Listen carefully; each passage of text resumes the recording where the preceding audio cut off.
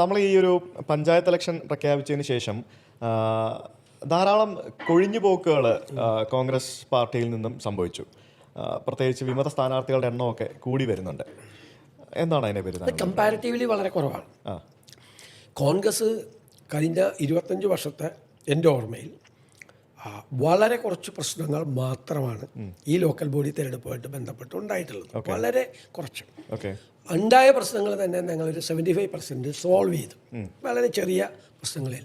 പക്ഷെ ഇപ്പോഴത്തെ ഒരു പ്രത്യേകത, പണ്ടൊന്നും കമ്മ്യൂണിസ്റ്റ് പാർട്ടിയിലില്ല. ഈ പ്രാവശ്യം നിങ്ങൾ പരിശോധിച്ചോ, സ്റ്റേറ്റ് വൈഡ് പരിശോധിച്ചോ, CPM-ലാണ് ഏറ്റവും കൂടുതൽ. ഉദാഹരണത്തിന് ഒരു ബ്ലോക്ക് പഞ്ചായത്ത് പ്രസിഡന്റ് തിരുവനന്തപുരത്ത് പാർട്ടിയെ വെല്ലുവിളിച്ചുകൊണ്ട് ഒരു വനിത അതിൽ നിന്ന് പോയി.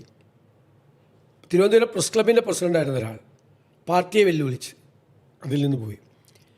തിരുവനന്തപുരത്ത് ഒരുപാട് കേസ്. ഇപ്പോൾ കൊച്ചിയിൽ പഴയ CPM-ൻ്റെ ഏരിയ കമ്മിറ്റി സെക്രട്ടറി UDF-ൽ ചേർന്നു. ഒരുപാട് സ്ഥലത്ത് തൃപ്പൂണിത്തുറയിൽ ചന്ദ്രൻ എന്ന് പറയുന്ന വളരെ പ്രധാനപ്പെട്ട, എൻ്റെ ചെറുപ്പത്തിൽ തൊട്ടേ ഞാൻ അറിയപ്പെടുന്ന ഏറ്റവും വലിയ CPM നേതാവ് കോൺഗ്രസിൽ ചേർന്നു. ഇത് ഒരുപാട് പേർ CPM-ൽ നിന്ന് പോകുന്നുണ്ട്.